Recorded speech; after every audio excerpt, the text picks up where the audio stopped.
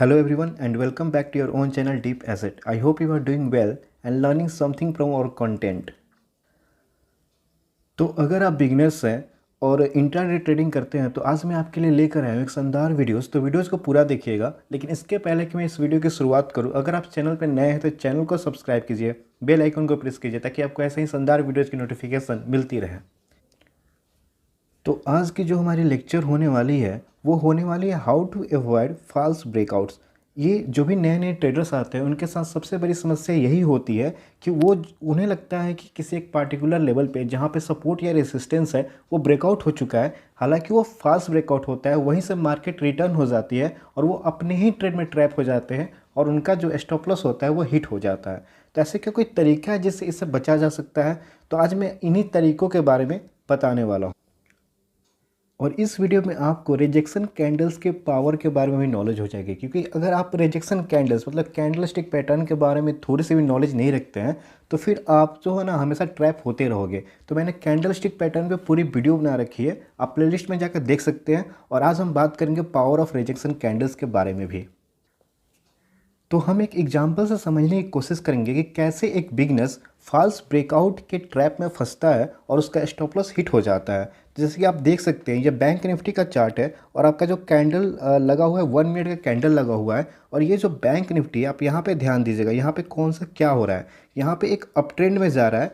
और यहाँ पे जो ये लाइन दिख रही है आपको, रेड कलर की लाइन है, ये आपका जो लाइन है वो है रेसिस्टेंस लाइन, राइट। ये आपका रेसिस्टेंस के जैसे काम कर रहा है। और यहाँ पे जाते ही एक डोजी का फॉर्मेशन होता है। अब अगर डोजी क्या होता है, बुलिश इंगल्फिंग क्या होती है, अगर आपको ये बेसिक नॉलेज नहीं है तो आपको भैया आपने मेरी वीडियोस देखी नहीं है। तो आप जाओ पहले कैंडल स्टिक पे वीडियोस देखो तो आपका वो सारा कंसेप्ट क्लियर होने वाला है। मैं यहाँ पे सिर्फ रिजेक्शन कैंडल के बारे में बात करूँगा कि कैसे ट्रैप होते हैं यहाँ पे बिगिनर्स। तो यहाँ पे जैसे कि हम देख रहे हैं,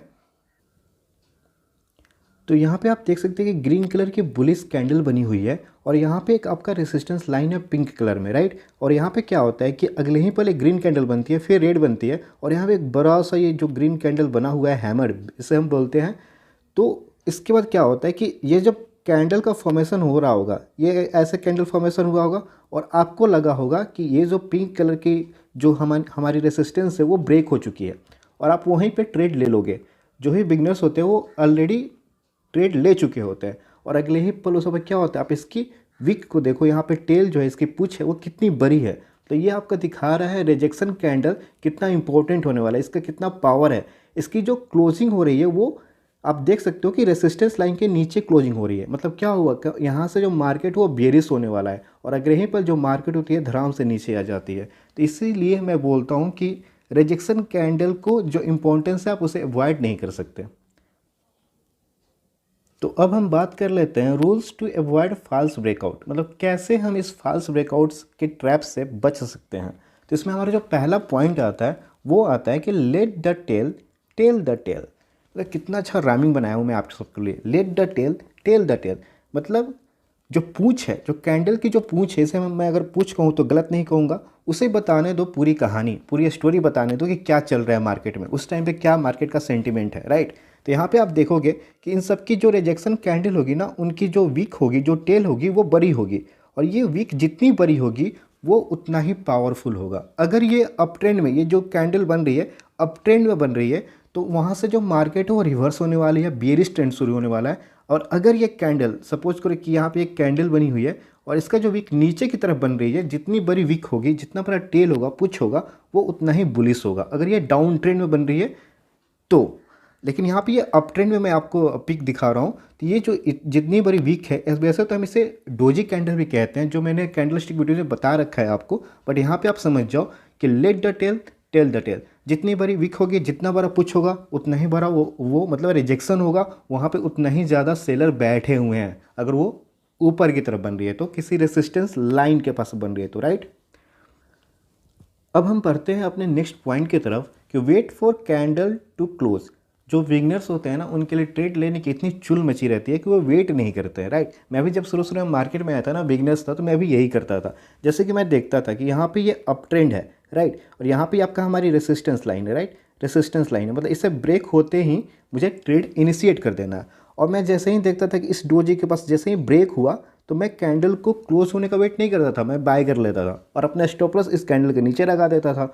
लेकिन क्या ये वाकई में ब्रेकआउट होता था? नहीं होता था। क्यों? क्योंकि अगले ही पल ये वीक टेल बना देता था और वो जो रिजेक्शन होती थी ना, वो मेरा स्टॉप लॉस हिट हो जाता था। तो आपको हमेशा wait for candle to close. अगर आपने 1 मिनट की कैंडल लगाई हुई है तो आप 1 मिनट की कैंडल को क्लोज तो होने दो भाई। अगर 5 मिनट्स की लगाई हुई है तो 5 मिनट्स को क्लोज होने दो। ये आपकी ट्रेडिंग स्टाइल पे डिपेंड करता है कि आप कौन सी कैंडल को यूज़ करते हो। जो भी कैंडल को यूज़ करते हो आप उसे क्लोज करने दो, तो तभी जाकर आपको पूरी स्टोरी समझ में आएगी। और अगर आप बैंक निफ्टी में ट्रेड करते हो, इंट्राडे ट्रेडिंग करते हो, तो आप 1 मिनट के टाइम फ्रेम पे तो मतलब ब्रेकआउट को चेक करो ही मत। कम से कम 5 मिनट की टाइम फ्रेम आप लगाओ, 5 मिनट कैंडल लगाओ और वहाँ पे अगर ब्रेकआउट होता है तो वो ज़्यादा श्योर होगा। उसमें आपको ज़्यादा मतलब आपका जो होगा वो सक्सेसफुल ब्रेकआउट होगा। 1 मिनट कैंडल पे वो सक्सेसफुल ब्रेकआउट नहीं कहा जाएगा। तो हमारी नेक्स्ट पॉइंट वही पॉइंट है जो मैं अभी बातें कर रहा था कि यूज़ एटलीस्ट 5 मिनट्स, यहाँ पे माइंड नहीं होगा, ये एरर है। 5 minutes candle to get confirmation in intraday. आपको देखो मैं यहाँ पे कौन सा कैंडल यूज़ किया हूँ, 1 मिनट की, आपको यहाँ पे दिख रहा है, बट आपको यूज़ करना है 5 मिनट्स की। अगर आपने यहाँ पे रेसिस्टेंस लाइन ड्रॉ कर ली और यहाँ पे मान लो सपोज करो कि आपको एक यहाँ पे सपोर्ट लाइन दिख रही है, मैंने यहाँ पे सपोर्ट लाइन यहाँ पे ड्रॉ कर ली, तो भाई आप 5 मिनट की कैंडल यूज़ करो और फिर देखो कि क्या वहाँ पे ब्रेकआउट हो रहा है या नहीं हो रहा है। एक 1 मिनट कैंडल पर अगर देखोगे तो आप बार बार ट्रैप होगे और आपका बार बार ट्रेड लोगे तो ये आपको ओवर ट्रेडिंग की तरफ लेकर चला जाएगा। तो यहाँ पे एक बात तो क्लियर हो रही है कि आप जितना बड़ा टाइम फ्रेम यूज़ करोगे वो जो ब्रेकआउट होने वाला है वो ज़्यादा सक्सेसफुल होगा। सपोज करो कि आपने किसी स्टॉक में 1 आवर का टाइम फ्रेम लगा लिया या 15 मिनट का टाइम फ्रेम लगा लिया या 1 डे का टाइम फ्रेम लगा दिया, तो जो 1 डे का टाइम फ्रेम पे ब्रेकआउट होगा वो ज़्यादा आप उस पर भरोसे कर सकते हो, ज़्यादा ट्रस्टेबल होगा एज़ कम्पेयर टू 5 मिनट का कैंडल पे। अगर आप इंट्राडे कर रहे हो, अगर आप 5 मिनट पे टाइम पे ब्रेकआउट देख रहे हो या 15 मिनट देख रहे हो तो वो ज़्यादा ट्रस्टेबल होगा एज़ कम्पेयर टू 1 मिनट के कैंडल पे, right. I hope you are getting my points. अब हमारा नेक्स्ट पॉइंट है कि look for a trend before looking for reversal. Suppose करो कि आप जो है ना, आप ऐसा इमेजिन कर रहे हो कि मार्केट यहाँ से पलट जाएगी, तो मार्केट कब पलटेगी? जब वो किसी ट्रेंड में होगी। आप यहाँ पे देखो, यहाँ पे मार्केट क्या हो रही है, यहाँ पे एक मार्केट रेंज बाउंड है, कंसोलिडेशन फेज में है, तो आप यहाँ पे क्या ही ट्रेड लोगे। लेकिन जब यहाँ पे आप देख सकते हो कि मार्केट जो है अप ट्रेंड में है, राइट, और यहाँ पे हमने एक रेसिस्टेंस लाइन ड्रॉ कर रखी है, तो अगर ये ब्रेक कर देती तो मार्केट जो होता वो ऊपर की तरफ मूवमेंट करता, बट यहाँ पे ये ब्रेक नहीं होती है। तो यहाँ पे एक अप ट्रेंड में है और यहाँ पे एक डोजी कैंडल और रिजेक्शन कैंडल जो की बात होती है, और डोजी कैंडल रिजेक्शन कैंडल का ही पार्ट है।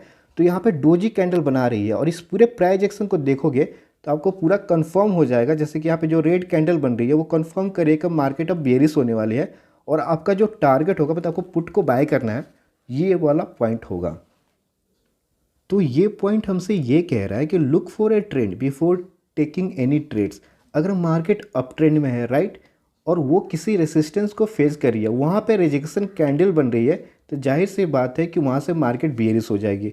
अगर मार्केट जो है वो डाउन ट्रेंड में है और यहाँ पे कोई सपोर्ट है, सपोर्ट लाइन है, या मूविंग एवरेज का सपोर्ट हो या फिर प्राइस एक्शन का सपोर्ट हो, और यहाँ से रिजेक्शन शो कर रही है, तो सपोज बिलीव कर लो, बिलीव मत करो, मतलब पूरा यकीन कर लो कि भाई वहाँ से मार्केट जो होगी वो बुलिश होगी, राइट। तो वहाँ पे आपको बाय करनी है, राइट।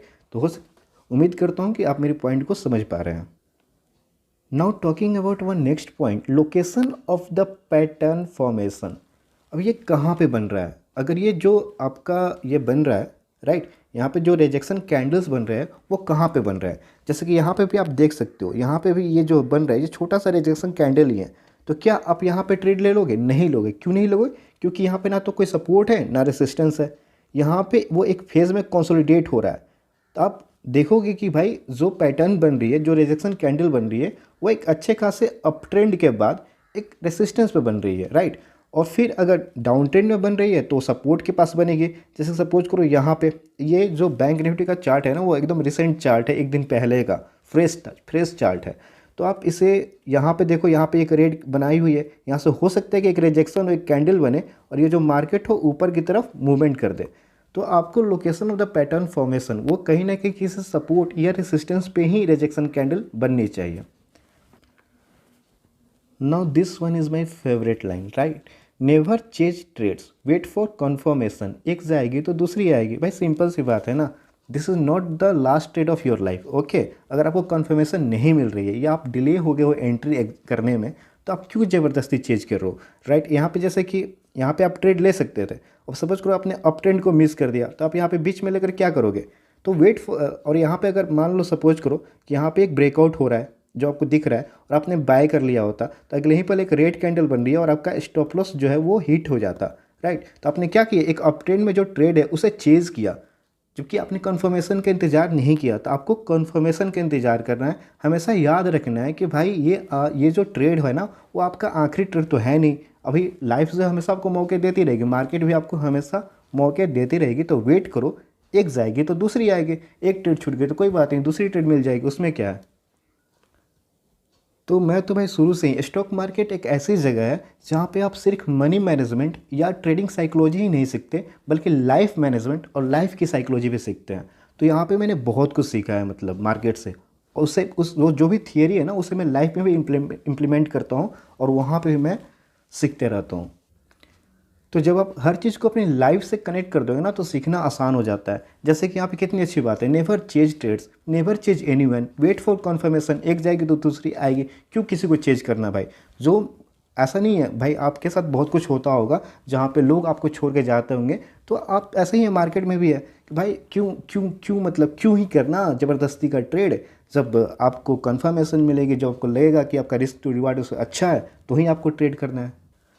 तो कमेंट करके बताइए कि आपको ये वीडियो कैसी लगी। अगर आपको ये वीडियो पसंद आई है तो भाई चैनल को कीजिए सब्सक्राइब, वीडियो को कीजिए लाइक, और कमेंट में आप मुझे ये भी बता सकते हैं कि मेरी जो अगली वीडियोज़ वो मैं किस पे बनाऊँ। तो मिलते हैं एक नई वीडियो के साथ, तब तक के लिए keep watching, keep learning, tata bye bye.